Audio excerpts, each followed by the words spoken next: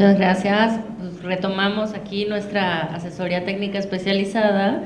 Muchas gracias a nuestros panelistas previos, a ustedes por su asistencia, y me gustaría darle el uso de la palabra a nuestro subdirector de evaluación de la Dirección de Estado Abierto, Estudios y Evaluación, al licenciado Aldo Trapero, quien nos estará hablando sobre obligaciones de transparencias, buenas prácticas, retos y áreas de oportunidad. Muchas gracias, Aldo.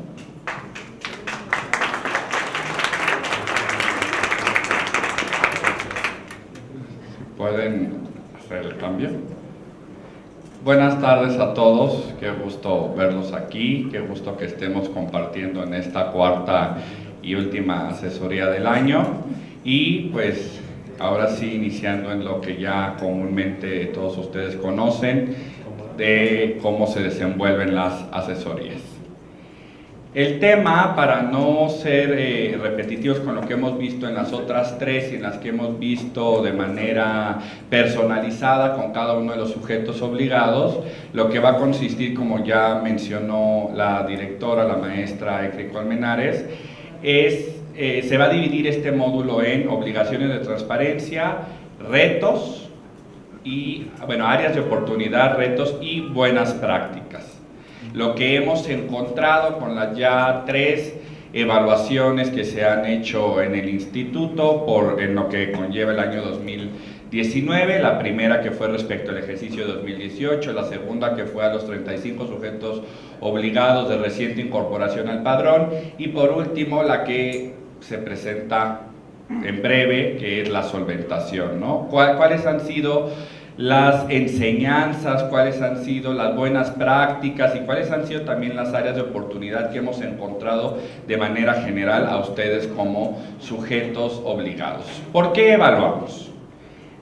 Es importante entender que el instituto no es ese ente que sí, los tenemos que supervisar y es una facultad, pero no nos tienen que ver como ese profesor que los está evaluando, esa autoridad que los está evaluando, sino al contrario, como un aliado más para poder hacer accesible la información que ustedes como autoridades poseen, detentan, generan, etc. Entonces, lo que tiene como facultad esta dirección es, yo creo que en primer punto es acompañarlos a ustedes y que ustedes nos vean como un aliado en esa publicación y actualización de la información. Porque el punto último no es la evaluación, el punto último no es la calificación que se adquiere y que tienen ustedes al final respecto de cómo son sus portales. El punto último es que la ciudadanía, y de ahí todavía las personas, accedan, puedan conocer cuál es ese quehacer de los sujetos obligados. Y por eso es que tenemos que ir avanzando, y es lo que les hemos dicho en otras asesorías, a ir avanzando progresivamente, no simplemente cumpliendo con ese piso mínimo, sino encontrando mejores formas. Y ahí es donde vamos a ir después transitando a la transparencia proactiva para poder volver accesible esa información, para que todos los ciudadanos, todas las personas puedan acceder a ella. Siguiente, yo tengo otra cosa. ¿Cada cuándo evaluamos? El instituto tiene la facultad de evaluar en cualquier momento. Nosotros estamos siempre haciendo revisiones periódicas de los portales de los 143 sujetos obligados. No obstante, aunque nosotros no les avisemos cuándo es el periodo de la evaluación, lo que ustedes saben es que es una permanente evaluación. No es como que vamos a iniciar en un mes y a tal sujeto obligado le va a tocar en tales días, al otro en tales días. No es una programación de esa manera. ¿Por qué? Porque ustedes como sujetos obligados, como entes públicos, tienen la obligación mínima de cargar la información de manera trimestral. tienen el mes inmediato posterior al trimestre para realizar la debida carga de información o verificar el lineamiento para, dependiendo de la fracción, dependiendo de la información, serán otros plazos, anuales, semestrales, quincenales, dependerá de la fracción. Entonces, en ese entendido, nosotros hacemos una evaluación permanente y su obligación es que la información se encuentre, esté actualizada y se conserve también la de los ejercicios anteriores de conformidad con la normatividad que ustedes ya bien conocen y que también saben que está en un proceso de actualización esos lineamientos.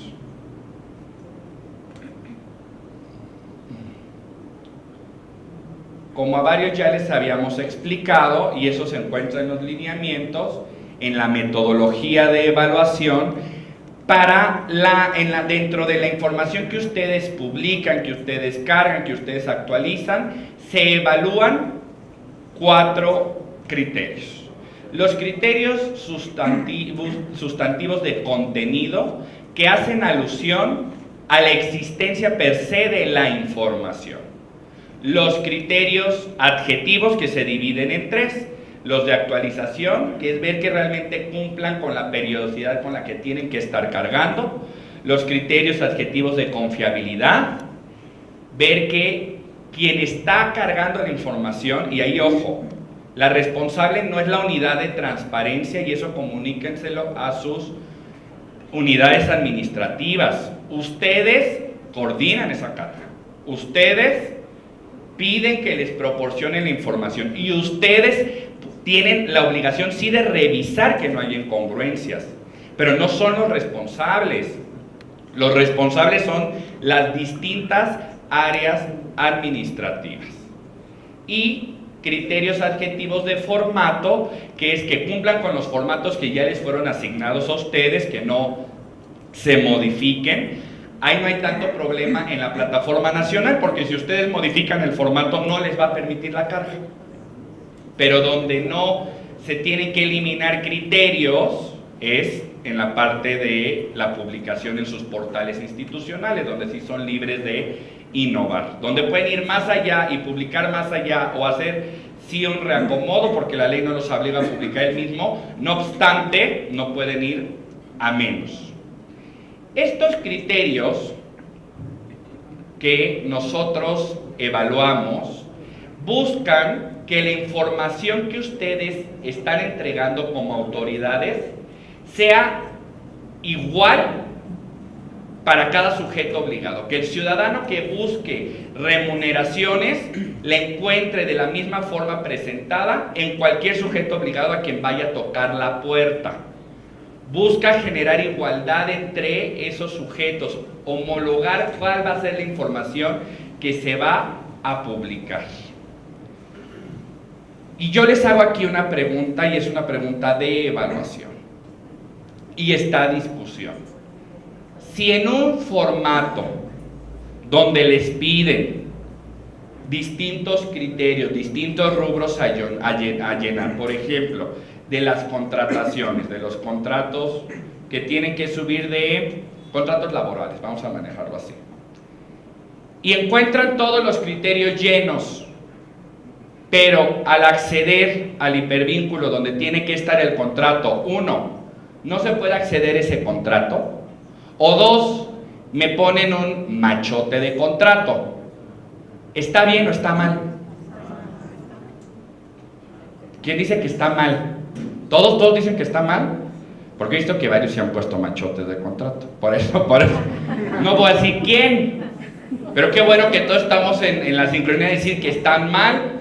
¿Por qué? Porque aunque estén los criterios, y los criterios se evalúan, ¿qué es lo que necesita el ciudadano? El documento, la información. Sí, aunque se llene perfectamente todos los demás criterios, no se puede corroborar con el documento, es un acto de fe. Yo lo que le decía al sujeto obligado, es que el contrato es igual para todos. Y digo, sí, pero si yo no puedo ver el contrato, tú me puedes hacer una simulación de contrataciones y decirme que hay otras personas que están contratadas y que realmente no son. Entonces siempre pensar en no es simplemente ya llené con los criterios, bueno, el hipervínculo no abre, bueno, lo arreglamos después, pero porque ya llené lo demás, no, porque lo importante es al final que el ciudadano pueda acceder al documento. Qué bueno que todos dijimos que está mal, ¿eh? Cuando le llegue el cero, no pregunten por qué, ¿eh? No digan, pero yo llené todo, ¿verdad? Ah, bueno. ¿Cómo es la evaluación en general de los criterios? Ustedes saben que tiene el artículo 121, que son sus obligaciones comunes, de ahí las obligaciones específicas y por último las disposiciones particulares. El gran peso se encuentra en las obligaciones comunes, el artículo 121, que vale el 80% de la evaluación. Mientras que su específico vale un 10% y las disposiciones particulares, que son del 141 al 147, valen otro 10% y nos suma el 100% de la evaluación. Y sin sonar a profesor también, no estén haciendo su contabilidad de, bueno, ya cargué el 121, ya tengo 80, y ahí haciendo ustedes sus cálculos. No, ¿verdad? Eso no lo hacen, ¿verdad? No. Porque, bueno, y sabía cuál era la ponderación, ya que se las dije, no estén haciendo eso. Porque la finalidad es el ciudadano que acceda a la información. Pero para que también sepan cómo se les está evaluando y cuál es justamente la ponderación que se le está dando a los distintos artículos. Aquí de manera más ejemplificativa cómo es realmente ese conteo de esa metodología que nosotros hacemos. Espérenme. Ya. Bueno, antes de pasar a las buenas prácticas, las áreas de oportunidad.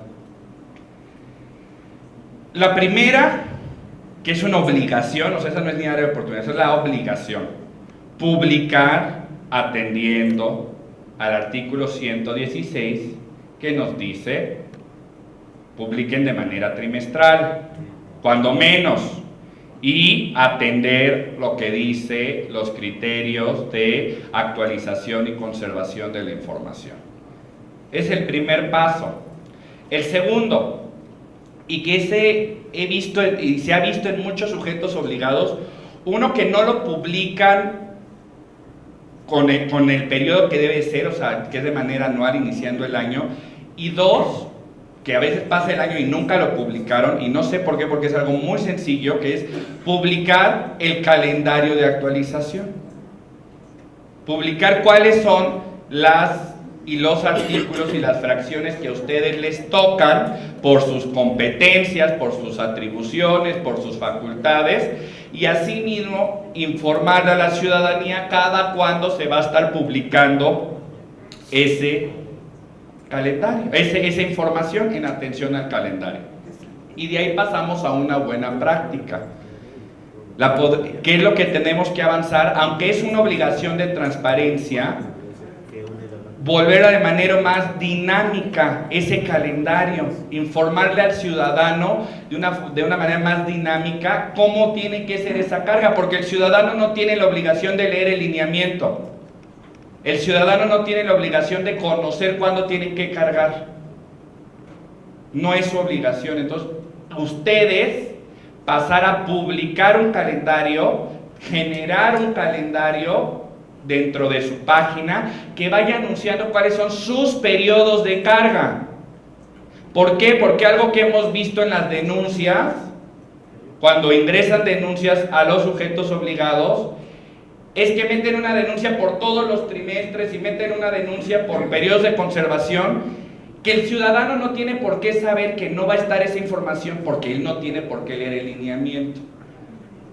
pero también si ustedes le ayudan expresando, visualizando esos periodos de carga, visualizando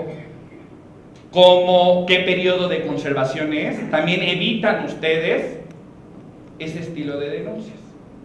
Muchas, claro que proceden porque algo está mal, pero también muchas van de la mano de que el ciudadano, el órgano garante a través del dictamen le explica, no, el sujeto obligado está bien porque está en periodo de carga. Pero claro, si el ciudadano entra a un portal de transparencia donde nada más dice aquí está la ley y no ve más allá, pues yo también como ciudadano me desesperaría. Ah, no lo encontré ya, denuncia pareja. Hay que ayudar al ciudadano. La información provista en algunos portales de transparencia no cuenta con los criterios mínimos dispuestos en lo que se refiere a formatos accesibles. No estoy diciendo que no cumplen con el formato que nosotros les asignamos, porque vuelvo a decir, si no, no cargarían información.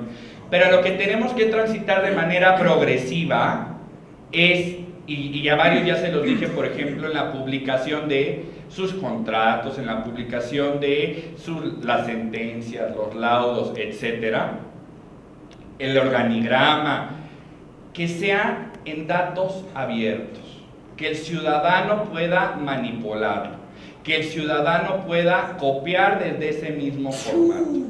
Y claro que sí existen los instrumentos tecnológicos que lo permiten, porque vuelvo, ok, cumplen, subiendo un documento mal escaneado, doblado, donde está borroso, donde ya se le despintó media carátula de lo que decía. ¿Eso es accesibilidad? No.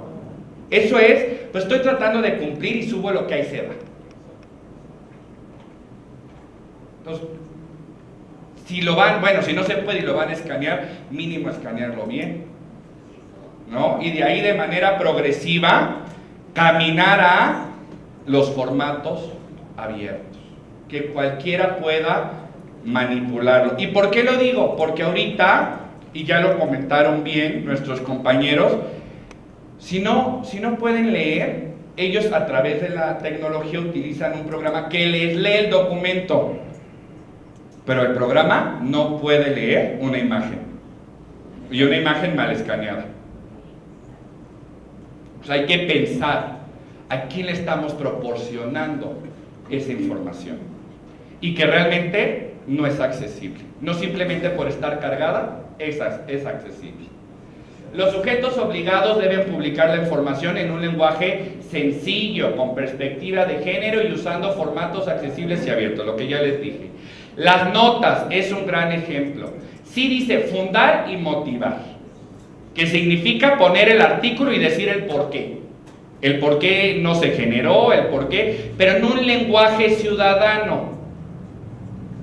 No poner toda la terminología jurídica que no se va a entender. O dos, no por lenguaje ciudadano, porque también me lo han dicho. Lo puse de manera sencilla, no generamos información.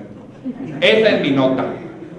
Eso no es una nota fundada y motivada. A quien lo está publicando así, eso es un acto de fe para el ciudadano creerles por qué no está ahí la información. Y las ligas, y lo dije anteriormente, las ligas y los hipervínculos están rotos. Ya sé que eso muchas veces es con el área de informática o con distintas dependencias, pero tenemos que ver cómo sea accesible esa información. Yo ya les dije la parte fe, ahora vamos a pasar a la parte de buena práctica con Ricardo. Muchas gracias.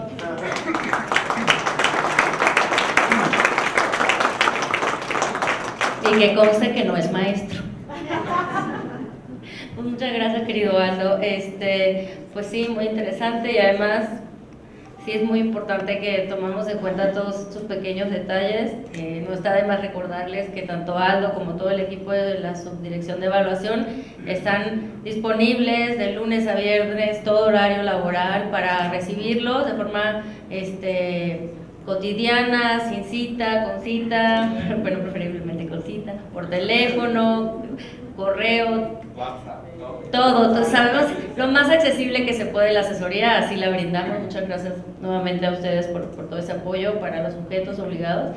Y en ese sentido darle la bienvenida a Ricardo González Cano, que también forma parte de este equipo, es líder de proyecto de evaluación y nos va a hablar sobre accesibilidad, criterios de accesibilidad y buenas prácticas. Perdóname, Ricardo, muchas gracias. También las áreas de oportunidad, lo adelanté. Muchas gracias, Ricardo. Gracias. Hola a todos, ¿qué tal? Pues voy a hablar más bien con la experiencia de la evaluación y de todos los evaluadores que nos juntamos a platicar qué cosas vemos. Y como decía Aldo, primero las buenas prácticas. La mayoría de los sujetos obligados lo que ya hacen es subir su información primero a la plataforma, descargar el archivo ciudadano y ese subirlo a su portal del sujeto obligado. Eso está muy correcto. En primera, al ciudadano le facilitan la búsqueda de la información. Ellos ya saben cómo encontrar, obviamente si conocen los lineamientos o la normatividad, ya saben dónde encontrarla, tanto en la plataforma como en el portal del sujeto obligado. Segunda parte, facilitan el trabajo de los evaluadores, porque tenemos que evaluar, obviamente, dos partes, tienen que ser un espejo, tanto el portal como la plataforma, y ustedes nos ayudan mucho al publicar el mismo formato, tanto en CIPOD como en el portal. Como decía Aldo, ustedes sí le pueden meter los colores institucionales a la parte del portal, pero esto siempre después de descargar la parte de el formato ciudadano, ¿no? En el área de oportunidad aún hay algunos sujetos obligados que no solo suben dos diferentes formatos, a pesar de que existe la información, sino que lo suben por dirección o unidad administrativa. Eso a veces es bastante complicado, ¿no? Hay muchas muchos sujetos obligados que tienen hasta 6, 7 direcciones participando en un mismo formato. Y aunado a eso, lo publican por trimestre. Entonces, pues échenle cuenta cuántos formatos van a publicar de 2019 si lo están dividiendo por unidad administrativa y por periodo. Entonces, lo más recomendable para estas unidades es que lo descarguen y existe una unidad concentradora que tenga el acceso o esté vinculada con tecnologías y ellos directamente suban esta información. Que se designe unidad concentradora de estas 7 que participan y ya ellos se pongan de acuerdo con tecnologías y lo suban inmediatamente, ¿no? ¿Alguna duda que tengan al respecto? ¿Algún comentario? Adelante. Oye, lo que comentas de...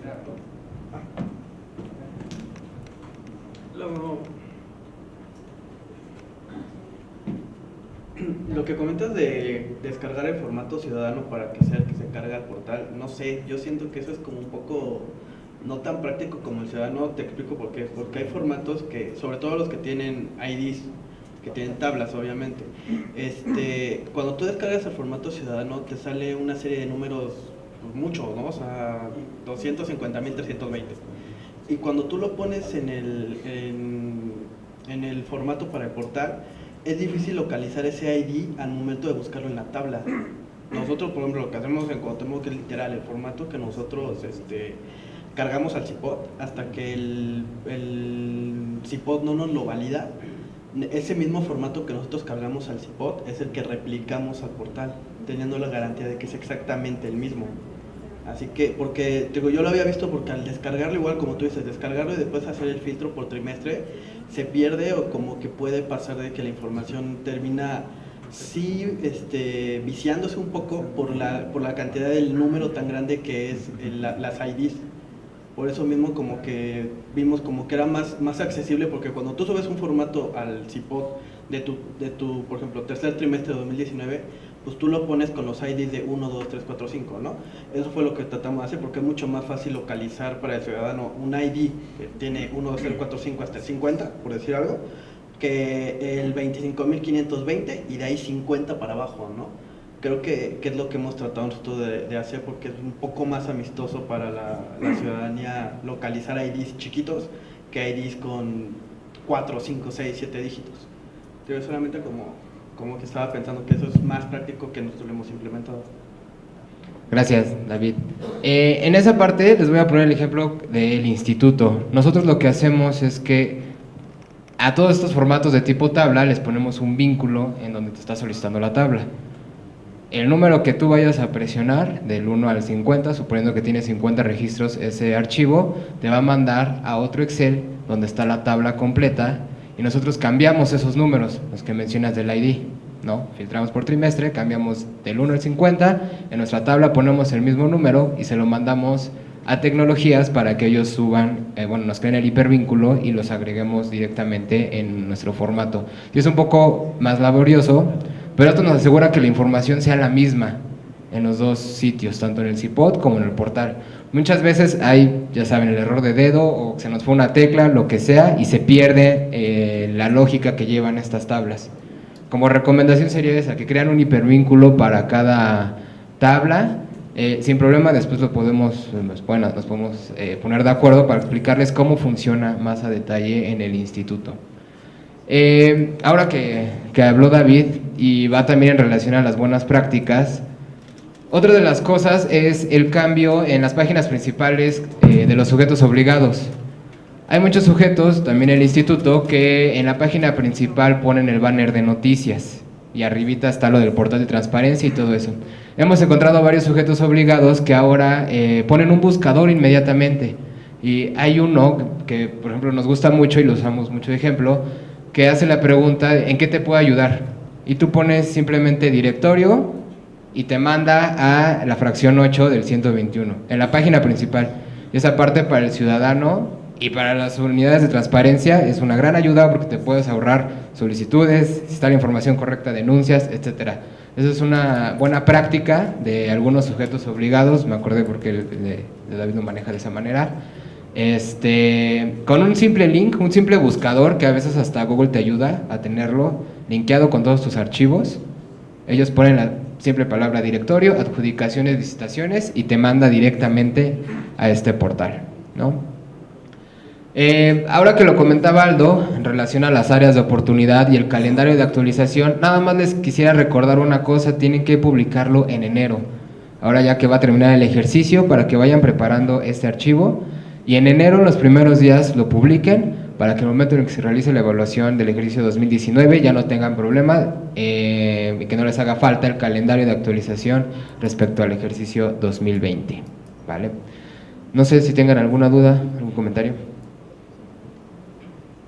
Sí, gracias Ricardo. Yo quería agregar en función de las buenas prácticas que también el tema de los links directos, ¿no? Tenemos el caso de muchos sujetos que tienen links que te llevan a otro link, a otro link, a otro link, y tienes que literal dar 7, 8 clics para accesar una sola información. Entonces eso sin duda pues dificulta la accesibilidad para el ciudadano. Y también un caso que podríamos ver como un área de oportunidad es cuando hacen referencia a los artículos y las fracciones. El ciudadano no se sabe los artículos ni las fracciones, entonces en muchos sujetos, en lugar de poner realmente el nombre de la obligación, se van directo con el artículo y la fracción, y pues otra vez el ciudadano no tiene cómo saber esa información. Entonces sí es importante también que busquemos que esa accesibilidad se traduzca ya en cosas más concretas. Muchas gracias, Ricardo. Otra parte, ya comentando lo de ECRI, hay muchos sujetos obligados que lo que hacen es hacer cajones como los de la plataforma, y eso también es bastante práctico para el ciudadano. Ponen el artículo, la fracción y una pequeña descripción o si no el título completo de la fracción, le dan clic en el cajón y ya no te manda a otra página, sino que en la misma página te despliega un pequeño menú con el ejercicio 2018 y 2019, por ejemplo, y ya es más sencillo para el ciudadano encontrar esa información. También nosotros, como trabajamos en el instituto, se nos ha hecho también un poco más práctico y más sencillo a la hora de subir la información tanto al CIPOD como en el portal. Es súper sencillo, tenemos delimitadas ya las unidades administrativas, nos juntamos al principio de año para revisar qué formatos nos tocan, hacemos como 3 o 4 reuniones porque sabemos que a veces es medio complicado juntar a todo el personal. Pero la unidad de transparencia, en conjunto con la dirección, llevamos esta reunión a cabo para empezar a organizar desde ahí qué fracciones nos corresponden y que no haya partes en las que si a mí no me toca ese formato, no lo debo de tener asignado y no le tengan que estar mandando cada trimestre a la unidad de transparencia un mensaje diciéndole no publiqué nada, no tengo la información, no tengo esta parte, etcétera. Entonces desde ahí con nuestra normatividad, cada dirección, vamos, les decimos esto funciona, esto no funciona, ya lo tenemos, no lo trabajamos, esto le toca a esta unidad, esa unidad me dice sí me toca en esta parte, pero a ti te puede tocar en esto y vamos delimitando toda esta parte. Siempre está presente la unidad de transparencia, nosotros también siempre hemos estado presentes como dirección porque al final pues revisamos y evaluamos el portal y nos ha ayudado a mantener el trabajo más organizado. Aparte de esto, la unidad de transparencia hace un calendario para que después de los 30 días naturales de que termine el periodo, ellos nos soliciten mandarles los comprobantes y trabajar con las unidades concentradoras. Todo eso en las 4 semanas que tenemos después de que termine el periodo. Primero subimos cada quien nuestra información, primero creamos hipervínculos con DTI, luego subimos información, luego creamos hipervínculos para las unidades concentradoras, enviamos información a las unidades concentradoras y en el último ciclo ellos suben la información. Y al final mandamos todos nuestros comprobantes de manera organizada, con un nombre que usemos todos en común para que los tengamos directamente. También los formatos, tecnologías nos piden cierto nombre para los archivos, que tenga tanto el artículo como la fracción, si es A y B y a qué trimestre pertenece, para que ellos sepan en dónde lo van a meter, ¿no? Entonces, también si tienen alguna duda en cómo funciona la parte del instituto y lo quieren aplicar en su sujeto obligado, también las puertas están abiertas. De parte de tecnologías, ustedes muchos conocen a Javier, pues directamente podemos juntarnos tanto de evaluación como tecnologías para revisar esa parte y apoyarlos con ese tema. No sé si tengan alguna duda, algún comentario. A ver, hay varias manos, me van a ayudar. Primero, levantó la chica de naranja, por favor.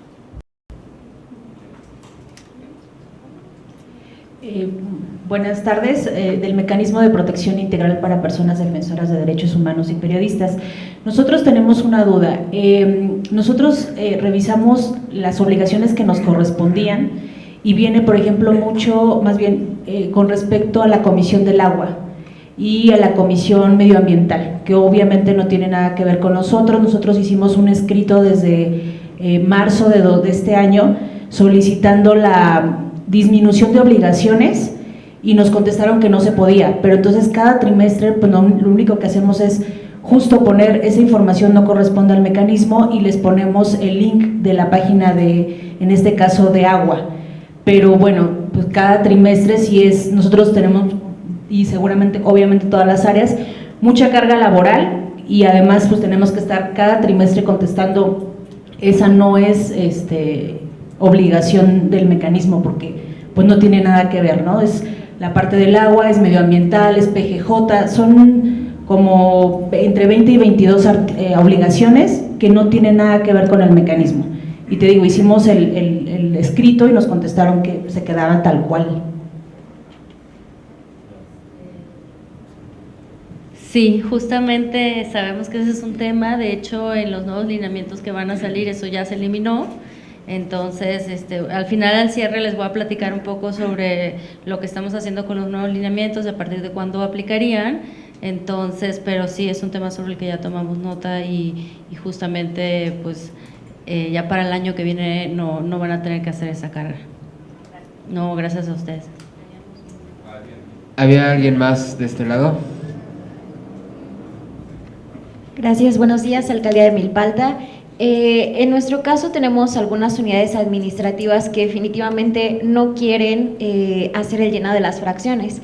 Ya nosotros como UTE realizamos los oficios que podemos hacer informándoles conforme a los manuales de organización que les compete, pero ellos insisten en no querer subir esa información y regresarnos oficios de que en efecto no les compete. No lo fundan, no lo motivan, pero ellos se lavan las manos de esa manera. ¿Ustedes como Info nos pueden apoyar de alguna manera en ese sentido?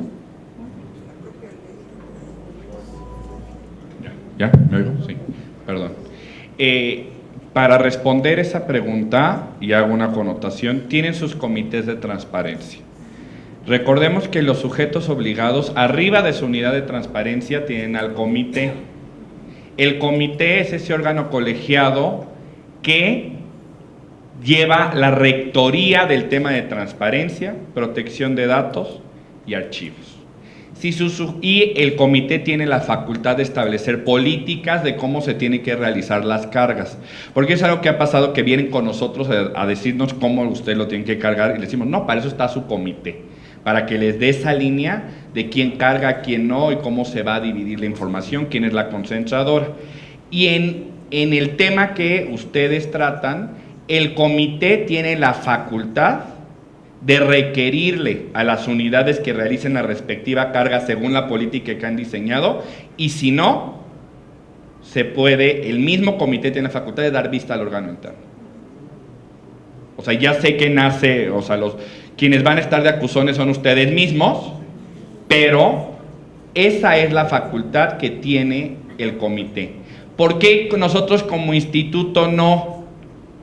Porque nosotros tenemos esa comunicación con el sujeto obligado a través de la unidad de transparencia, pero ad intra de cómo se está gestionando la carga, nosotros no podemos opinar, no tenemos la facultad de opinión. De lo que sí les decimos es, no están cargando, pero volvemos, nosotros como instituto no decimos, administración no está subiendo la información, capacitación no, sino es, para nosotros es el sujeto obligado completo, el que esté incumpliendo.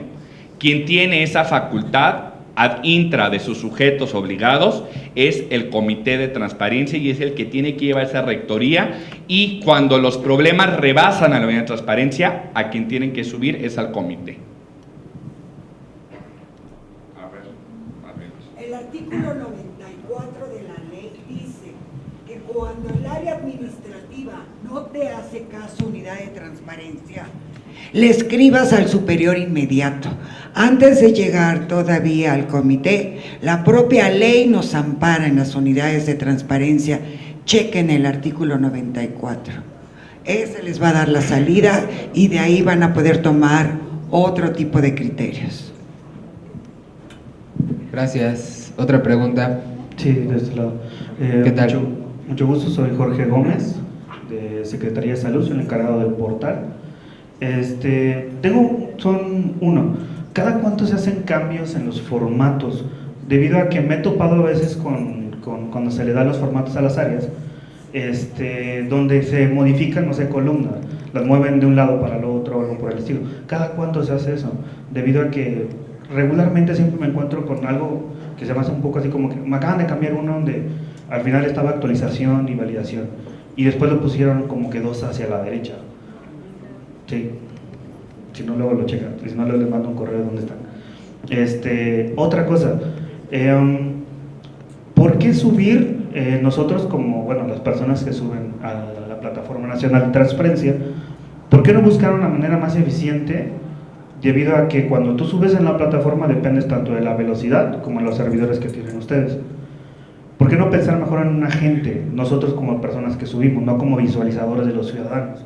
Buscar algo mejor, más factible que entrar a una página de internet, debido a que considero que todos como sujetos obligados, el internet que nos brinda cada uno de nosotros no es muy bueno. Yo en lo particular tengo un Infinitune instalado solamente para mí, para subir la carga. Y por último, la creación de demasiados hipervínculos va a depender mucho del servidor y lo que nos brinda. El llenado, digamos, yo ya me tuvieron que mover a otro servidor a la hora de subir, debido al tamaño que subimos nosotros de Secretaría de Salud, en cuestión de contratos, en cuestión de muchísimas cosas. Entonces también el exceso de hipervinculación de archivos, debido a que el peso que se maneja, puede afectar también la visualización del mismo. No todos tienen una capacidad de velocidad de visualizar archivos demasiado pesados. Tengo personas que me han dicho, es que no se abre, no es que no se abra, sino que el archivo es demasiado pesado. No sé qué piensan ustedes.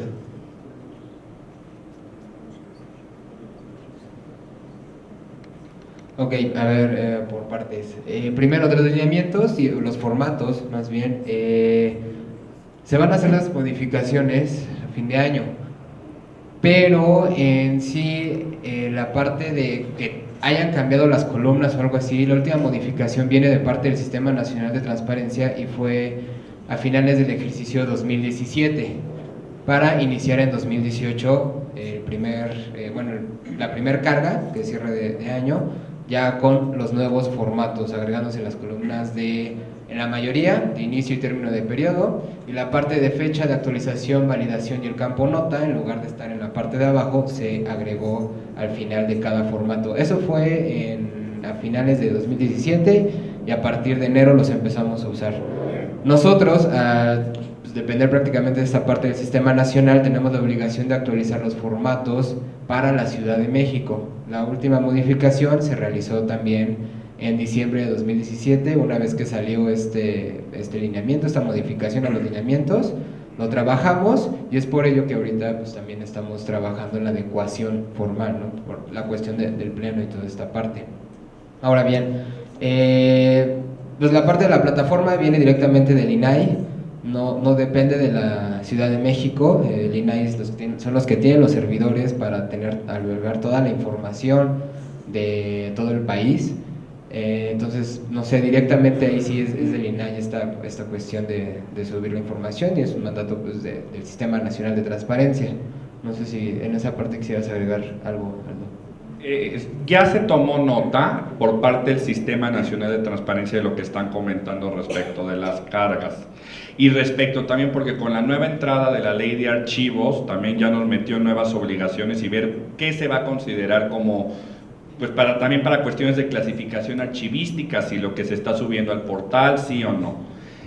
Esa es una discusión que ahorita se está llevando en el Sistema Nacional, o sea, más arriba del INAI, sino en el Sistema Nacional de Transparencia, y sí se está tomando nota respecto de de muchos hipervínculos y de que las pocas capacidades. No les doy ahorita una respuesta porque se sigue discutiendo, el instituto también lo está trabajando, está participando en estas mesas de trabajo justamente en la Dirección de Estado Abierto de Estudios y Evaluación, pero sí para el siguiente año se va a dar una respuesta respecto de los servidores, respecto de cómo también el instituto va a apoyar en ese tema de alguna forma, ¿no? Pero es un camino que todavía tenemos que esperar en el Sistema Nacional. Ya, nada más rápido y complementando el comentario de Aldo, hay por ahí también un par de sujetos obligados que ante la necesidad o ante la falta más bien de servidores para publicar su información, crearon una cuenta de Gmail para estar cumpliendo con las obligaciones de transparencia y subirlo en un drive. Al principio nosotros pues, les comentábamos que era complicado porque muchos ciudadanos no tenían la cuenta, pero empezamos a a revisar y hacer como un mini estudio y sí pueden abrir los documentos los ciudadanos que no tengan una cuenta estrictamente de Gmail. Al momento de apretar el hipervínculo te manda al documento que esté alojado en esa parte del servidor.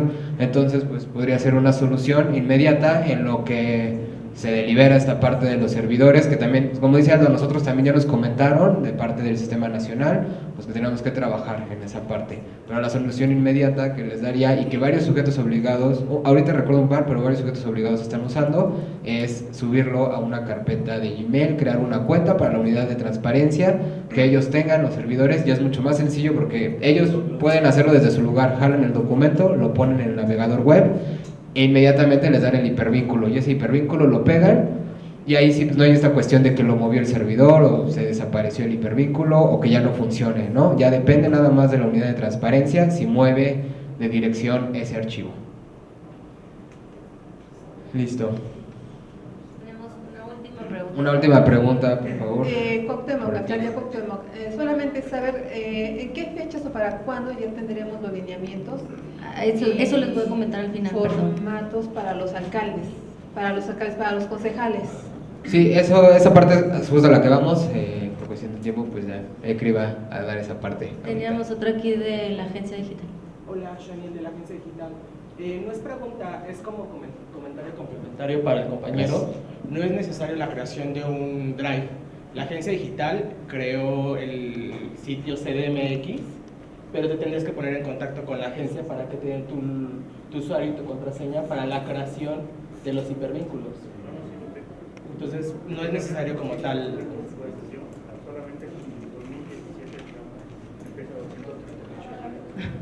Solo 2017. Aquí, pero a mí no me sirve un drive.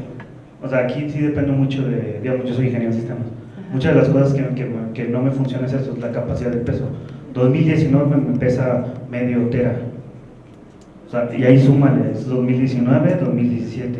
Y digamos, sistemas me dicen mucho de, digamos, a mí literal, cuando me toca la actualización me dicen, avísanos, porque yo les tumbo el servidor completo a todas las secretarías de salud, solamente al subir contratos. Entonces aquí es lo que yo les mencionaba en cuestión de, sí dependo mucho también de los servidores que tiene el INAI, digamos, para subir a la ESO. Por eso mismo, la agencia digital tiene los servidores y estos servidores están disponibles para ahora sí, todos los sujetos obligados de la ciudad. Entonces, si tú cargas esta información al portal CDMX que creó la agencia, la información queda cargada en los servidores de la agencia y ya no tendrías que utilizar los servidores de tu sujeto obligado. Entonces ya no estarías sobrecargando a tu sujeto obligado con esa información. Sí, la tengo, de hecho cargo en los tres. Pero aquí, digamos, ellos también me dijeron, cuando la primera vez que me lo pusieron, me dijeron, es que cargas demasiada información, tampoco no me puedes saturar los míos, es lo mismo. Bueno, muchas gracias a todos por sus comentarios de interés. Ricardo, muchas gracias. Aldo. Vamos un poquito retrasados, entonces me gustaría pues, darle las gracias. Como les comenté hace rato, nosotros seguimos disponibles en todo momento a través de la Subdirección de Evaluación, entonces ya sé que siguen algunas inquietudes, no nos da chance al final, con mucho gusto en el info estamos disponibles. Quisiera ahora darle la palabra al arquitecto Ángel Esteban Báez Rodríguez, que actualmente se desempeña como jefe de unidad departamental de asesoría en accesibilidad e indiscapacidad y cursa un posgrado de arquitectura en la UNAM. Ángel Esteban se desempeñó en el Consejo Nacional para el Desarrollo y la Inclusión de las Personas con Discapacidad, CONADIS, participó en la elaboración de la Guía de Diseño Universal para el sector turismo de Sectur y en las mesas de trabajo para la actualización del Manual Técnico de Accesibilidad de CEDUBI en la Ciudad de México, y nos va ahora a platicar sobre accesibilidad y ajustes razonables. Muchas gracias, Esteban.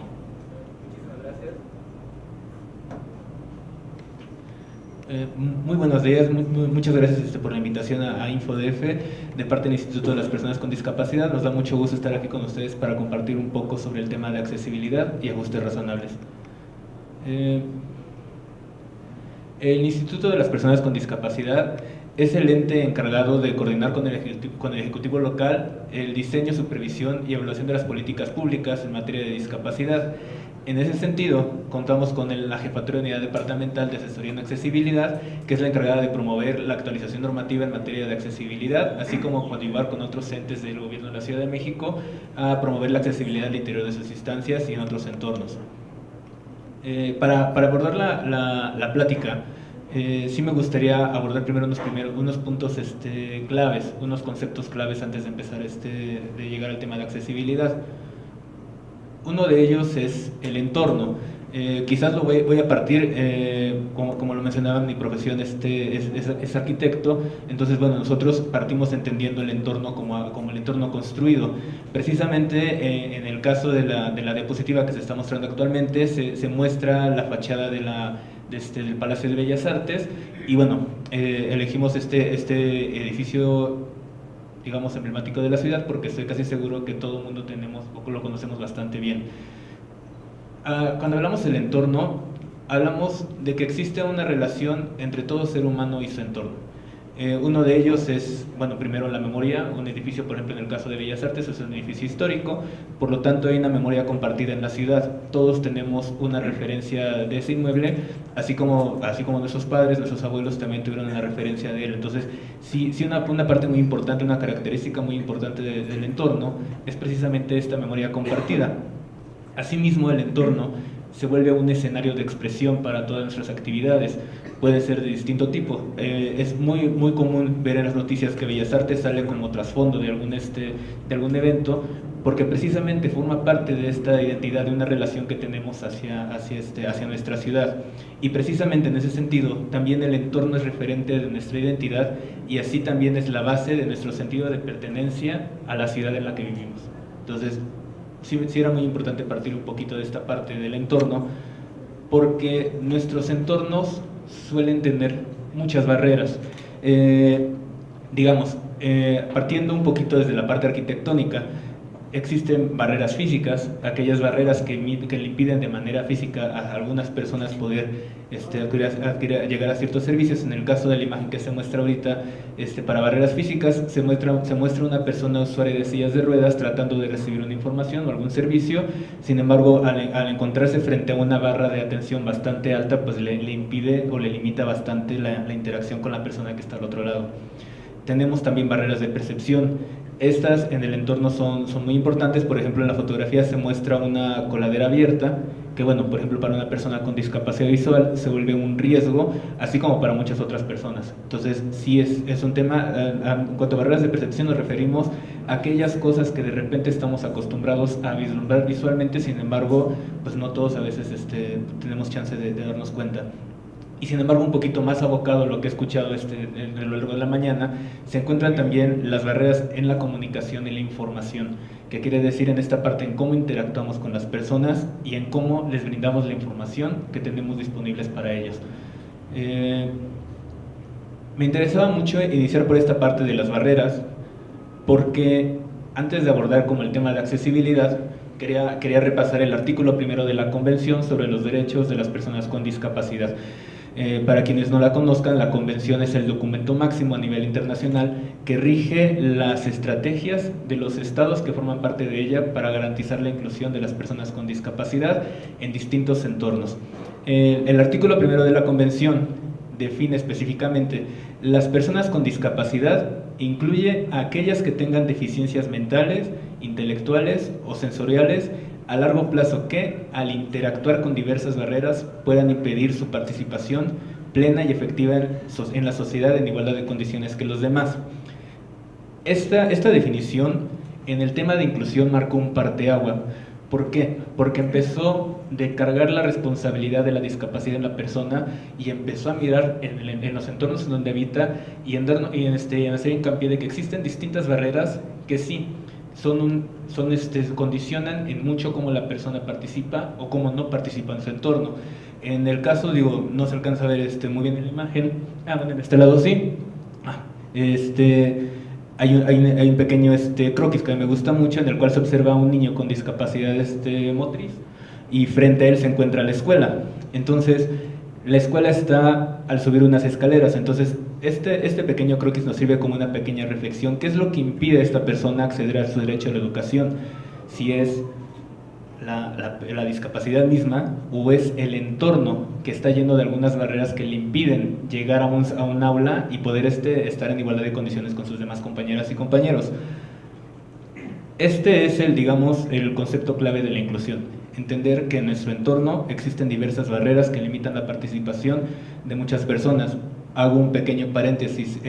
Yo tengo que citar textualmente el artículo 1, sin embargo, bueno, también estamos transitando de dejar de utilizar el término de deficiencia. Sin embargo, bueno, la Convención aún lo maneja así, es un documento que ya tiene 10 años y por lo tanto, pues bueno, ya también es necesario empezarlo a mirar con ojo crítico hacia una retroalimentación y fortalecimiento de ella misma.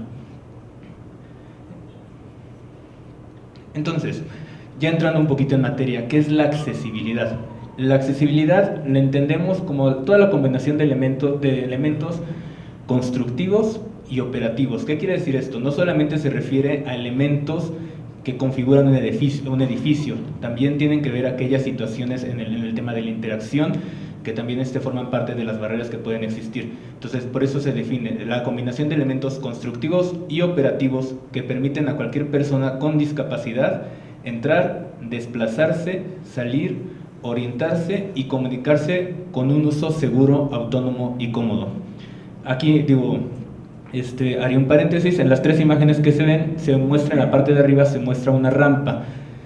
Se tiene la idea que la accesibilidad trata sobre rampas, sin embargo es un tema muy complejo. De entrada, ahorita de lo que estamos un poquito en el tenor de la mesa, aquí no traigo mucha información al respecto, pero ya existen entornos digitales también que también están plagados de barreras y que bueno, que también es muy importante hacer un análisis. Sin embargo, ocupé el ejemplo clásico de la rampa porque no todas las rampas están bien hechas. En el caso de arriba se muestra una rampa bastante empinada.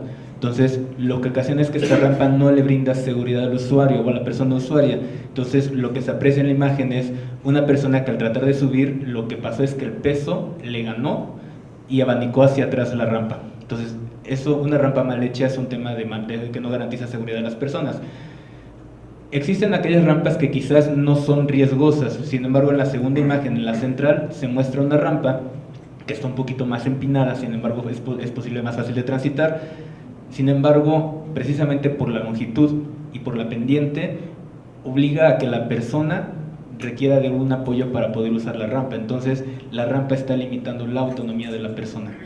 Y en la tercera rampa se muestra una para un autobús un poquito más pequeña, que bueno, que ya permite tanto la seguridad como la autonomía de la persona. No es una rampa perfecta, pero bueno, tiene como ciertas condiciones que hacen más fácil el desplazamiento, el ingreso de la persona, en este caso a la unidad de transporte. También me pidieron que también hablara sobre ajustes razonables. Es muy importante hacer una distinción, porque siempre hay como una pequeña confusión entre la diferencia entre accesibilidad y ajustes razonables. Ajustes razonables nos referimos a aquellas modificaciones y adaptaciones necesarias que no impongan una carga desproporcionada o indebida, que permita a las personas con discapacidad, que compensar a las personas con discapacidad algún tema en el entorno que limite su participación. En el caso de la fotografía se muestra un inmueble patrimonial. Entonces, si ustedes alcanzan a ver, hay un desnivel en la parte del acceso y se coloca una rampa de estos tipos como mobiliario. Obviamente es muy importante que la rampa cuente con ciertas condiciones, sin embargo en este caso se considera un ajuste razonable. ¿Por qué? Porque a pesar de que el inmueble requería una rampa para que la persona pueda ingresar a él, por la calidad patrimonial de no se implementó una modificación mayor. Entonces se acudió a una medida que no comprometiera la integridad del inmueble en su valor cultural y que garantizara el acceso de la persona con discapacidad. Entonces, esta es la gran diferencia entre accesibilidad y ajustes razonables, que los ajustes razonables hacemos mano de ellos cuando hay una limitante en el entorno que nos limita como a poder hacer, digamos, una modificación total en sí de ellos para garantizar el acceso en muchos otros inmuebles. Por lo tanto, hablamos que accesibles son aquellos espacios y servicios que tienen la capacidad para ser usados por distintas personas con distintos grados de debilidad, tomando en cuenta los diferentes tipos de discapacidad. Aquí también es muy importante hablar, cuando nosotros hablamos de accesibilidad, es un tema de mucha relevancia porque, por ejemplo, en la convención se manejan distintos derechos, por ejemplo, el derecho a la educación, el derecho a la salud, al trabajo, a la vivienda digna, al acceso a la información, a la cultura, deporte, recreación, y así como, ¿se me fue el último? Al empleo. Son varios aspectos. Sin embargo, ¿por qué hablamos de que la accesibilidad es un tema transversal? Para que nosotros podamos garantizar estos derechos, requerimos que los entornos en los cuales se desenvuelven, ya sean construidos o digitales, sean accesibles. En caso de que no sean accesibles, estamos limitando la inclusión de las personas con discapacidad. Ahorita nosotros en el área nos abocamos mucho al tema de accesibilidad física, sin embargo es muy importante entender que con este avance tecnológico, este cambio, realmente nuestra vida ya no solamente se da en un entorno construido, se da también en un entorno digital. Todos estamos muy acostumbrados, gran parte de nuestra vida se da dentro de un entorno digital. Afortunadamente, como comentaban hace rato, existen muchas herramientas ya que permiten el acceso a las personas con discapacidad, desde los dispositivos móviles que tienen muchas medidas de accesibilidad. Sin embargo, bueno, hay bastantes temas que revisar. También como un dato, siempre es muy importante revisar el símbolo internacional de accesibilidad, porque en muchos espacios se utiliza de él como si fuera el símbolo de la discapacidad, cuando es muy distinto. No es un símbolo que esté denotando o haciendo ver una discapacidad, es un símbolo que lo que está indicando es que el entorno en donde está colocado cuenta con todas las condiciones de accesibilidad para que cualquier persona con discapacidad pueda hacer uso de él. Entendiendo que este símbolo está centralizado en una persona usuaria de silla de ruedas, ha habido una tendencia ha habido una evolución. En Estados Unidos, de sociedad civil, surgió este nuevo símbolo de accesibilidad, que es también una persona usuaria de silla de ruedas, sin embargo con un aspecto más dinámico. Es un símbolo que se hizo muy popular, que inclusive en México ha permeado mucho su uso. Sin embargo, bueno, el símbolo oficial aún en la Ciudad de México sigue siendo el símbolo internacional. Y bueno, la ONU también está proponiendo este otro símbolo que asemeja a una persona con brazos abiertos, que representa de manera un poquito abstracta las cinco discapacidades. Entonces se trata de desmarcar mucho el tema de los tipos de discapacidad. Y bueno, pero lo muy importante de este símbolo es que este símbolo no indica un espacio para las personas con discapacidad, indica que hay un entorno que cuenta con todas las condiciones para que las personas puedan desenvolverse en él.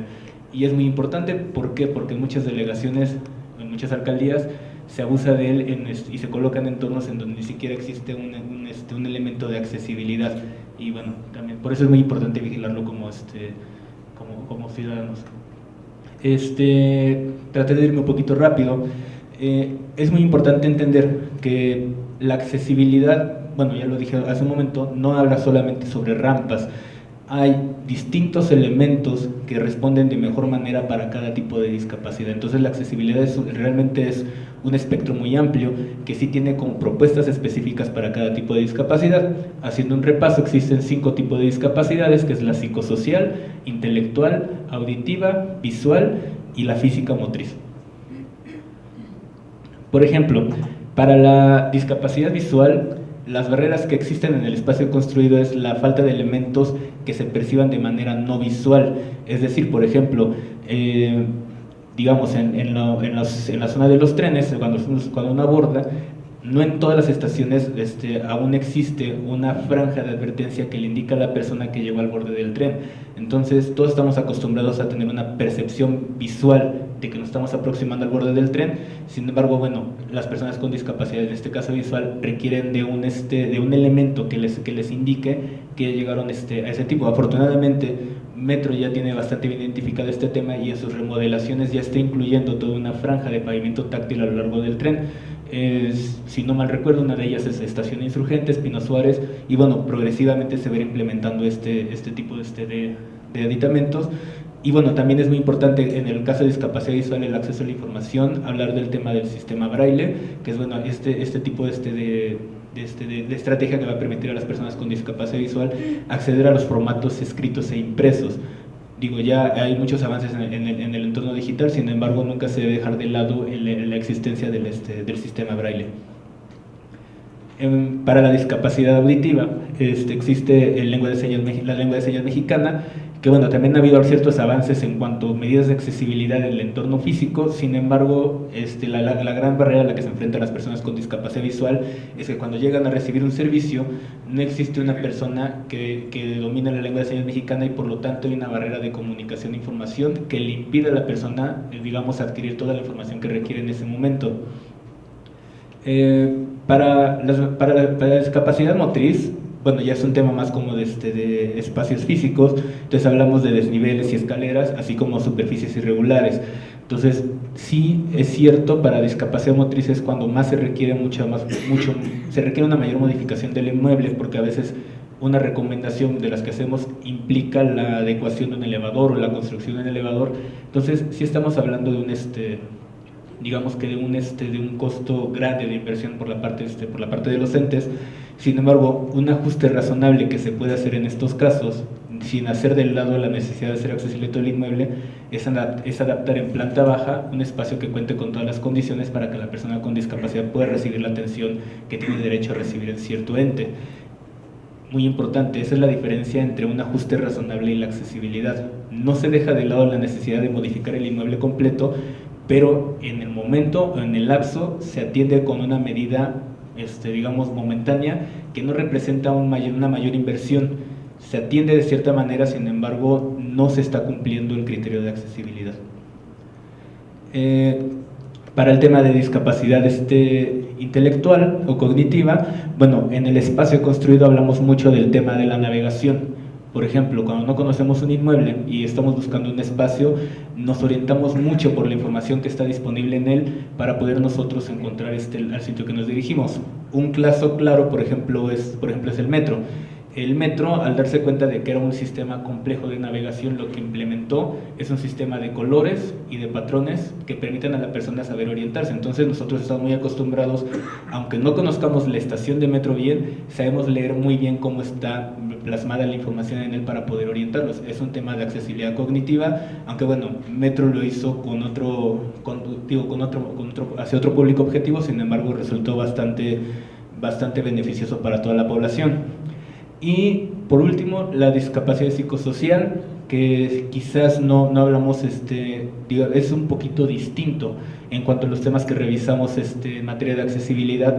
Sin embargo, tiene que ver mucho con el tema de la calidad arquitectónica. Entonces, sí sabemos que aspectos como el hacinamiento, como la sobrecarga de estímulos dentro de un espacio, cuando hay una contaminación auditiva excesiva, cuando hay una contaminación visual excesiva dentro de un espacio, sabemos que puede condicionar o puede dar a pie a que una persona con discapacidad psicosocial esté más expuesta a un periodo de crisis. Entonces, sí hablamos de que la calidad del espacio también beneficia mucho la comodidad de las personas con discapacidad psicosocial. Creo que ahorita estamos un poquito sobre tiempo. No traía muy preparado un tema de entornos digitales, sin embargo, es muy importante. Nuestra vida, los entornos digitales han permeado nuestra vida tanto que ya tenemos, bueno, por ejemplo, el tema del celular. O sea, realmente estamos totalmente inmersos en el tema de entornos digitales. Sobre algunos temas que se comentaban, sí es muy importante el tema de los escaneos, sí es muy importante que el escaneo sea bastante bien, porque si bien es cierto, no todos los lectores los lectores de computadora pueden leer imágenes, y hay algunos programas que sí pueden leer las imágenes, el contenido en texto. No todo el mundo cuenta con ellos, sin embargo sí se requiere de un muy buen documento base, bastante legible, que le permita a la persona poder acceder a la información que se contiene en él. También otro tema muy importante es la fácil lectura, que habla como la reducción de la complejidad de los textos, para poder garantizar que las personas con discapacidad, en este caso intelectual, puedan tener mayor facilidad de entender el contenido del texto. Entonces también sí es muy importante que nuestros textos sean claros, que sean legibles, que no estén sobrecargados de tecnicismos, en este caso, digamos, del tipo legal. Y bueno, también es un aspecto muy importante. De parte del instituto, pues agradecemos mucho la invitación a InfoDF, y bueno, pues con eso concluiría mi participación. Muchísimas gracias, Ángel. Sí quisiera destacar y agradecer la presencia de Indiscapacidad en este día. La verdad es que todavía tenemos un reto gigantesco por delante entre todos los sujetos obligados. La verdad es que resta mucho trabajo por hacer en materia de accesibilidad. Muchísimas gracias por estas pues, orientaciones que sí vale la pena recordar y tenerlas en cuenta de forma cotidiana. También aprovecho para comentarles que en el Info, justamente en materia de accesibilidad, vamos a sacar el diagnóstico prontamente, y pues desafortunadamente los resultados no son muy alentadores. Existen muchísimas áreas de oportunidad y ojalá podamos llegar pronto a cerrar esa brecha cada vez más. Entonces sí, de verdad, Ángel, y en Discapacidad, muchísimas gracias por este acompañamiento, y pues sí, tenemos que seguir trabajando en este camino de la mano de ustedes y con un arduo trabajo en esta materia. También quisiera, para ya cerrar el día de hoy, que ha estado bastante completo y un poco más largo de lo que pensábamos, comentarles sobre 3 puntos importantes que tenemos de forma próxima en la dirección, desde el Info, y con miras al año que viene. Este año pues ha sido un año, como lo han visto, de muchísimo trabajo, de retomar el camino y emprender una nueva ruta hacia dónde queremos llegar. Como bien lo comentaba Ángel, la accesibilidad, así como el estado abierto, pues son ejes transversales, y en ese sentido pues vale la pena recordarlo en todo el trabajo que llevamos desde nuestras obligaciones en función de las obligaciones en materia de transparencia. Este año tuvimos 2 evaluaciones en el Info. La primera, vinculante, que salió en agosto, que fue respecto al ejercicio del 2018. Tuvimos la que recientemente se presentó en octubre, que fue la segunda evaluación vinculante de los nuevos 35 sujetos obligados que se incorporaron al padrón respecto al primer semestre del 2019. Y justamente tenemos ahora la tercera evaluación vinculante respecto del ejercicio del 2018, que es la solventación. Esta la vamos ya se va a pasar, ya está lista, ya está concluida, estamos ya en la etapa final y si todo sale acorde al plan, será aprobada su caso por el Pleno el día 4 de diciembre. Entonces, una vez aprobada y notificada a todos los sujetos obligados, les recuerdo que tenemos 5 días hábiles para subsanar las recomendaciones que de esta nueva evaluación, solventación se deriven. En este caso creo que los resultados también son mucho más favorables, ¿no?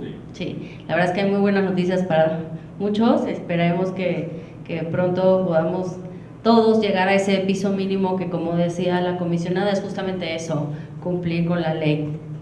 Respecto a los lineamientos, que ya estuvimos hablando un rato sobre ello y si hay alguna inquietud, quería comentarles que efectivamente los lineamientos ya están listos, ya se presentaron, se inscribieron en el orden del día del Pleno para justamente la sesión de este miércoles. Y si todo sale también de acuerdo al plan, serían aprobados en su caso por el Pleno este miércoles 27. Ahora bien, estos lineamientos, no se me asusten, van a empezar a aplicar a partir de la primera carga del 2020. Entonces tienen todo el primer trimestre del 2020, de enero a marzo, para empezar a recabar esta información de acuerdo a lo que establecen los lineamientos, y la primera carga formal como tal sería a partir del mes de abril, o bueno, en el mes de abril respectiva del primer trimestre. Pues los lineamientos han sido sometidos, los lineamientos se armonizaron con los generales y se actualizaron en lo que respecta a las nuevas obligaciones contempladas en la ley. Ajá. ¿Perdón? Sí, aquí también se contempla lo de los concejales que platicaban, así como lo que también veíamos sobre la carga, que si el agua, que si eso también ya se eliminó para los lineamientos del año que viene. Es muy importante aquí la parte de asesoría técnica por parte de la dirección y del Info, precisamente para acompañarlos también en esta nueva fase. Por favor, siéntanse con toda la libertad de buscarnos y sentarse con nosotros para revisar cómo les aplican estos nuevos lineamientos. Posterior a la aprobación de los lineamientos por parte del Pleno, se empezará entonces a revisar con cada uno de los sujetos las tablas de aplicabilidad. Entonces, pues ahí también hay un trabajo que haremos conjunto, de la mano con ustedes, precisamente para revisar que en cada caso los lineamientos se puedan ajustar a las tablas que cada sujeto obligado ya tiene. Y para eso, a partir de, yo creo que enero, empezaremos a realizar mesas de trabajo para acompañarlos en esta asesoría y nueva carga que tendrán que hacer de forma obligatoria a partir de abril, ¿no? Y pues nada, reiterarles nuevamente todo el apoyo que de una manera u otra recibimos de cada uno de los sujetos. Esto es un trabajo en equipo, no solo del Info hacia ustedes, sino también ustedes nos ayudan y nos retroalimentan en la labor que desde el instituto hacemos. No tenemos mucho personal, pero sí siempre un personal muy dispuesto y activo, y en ese sentido quisiera agradecer a Aldo y a su equipo que hoy presente, nos acompaña también Ricardo, porque sí es un trabajo que es muy minucioso, que la verdad conlleva muchísimas horas de trabajo, parece interminable, y estamos todo el tiempo haciendo cosas nuevas y sobre todo dispuestos a seguir trabajando con ustedes y seguir apoyándolos en todo lo que respecto de sus obligaciones y de la evaluación y del acompañamiento a nivel de asesoría en el Info estamos haciendo, y desde la dirección. Nuevamente, muchísimas gracias por todo el apoyo, gracias a Indiscapacidad, a todos los que nos acompañaron, pero sobre todo a ustedes por su trabajo diario y por la confianza que nos han dado en este proceso. Muchísimas gracias, bonita tarde.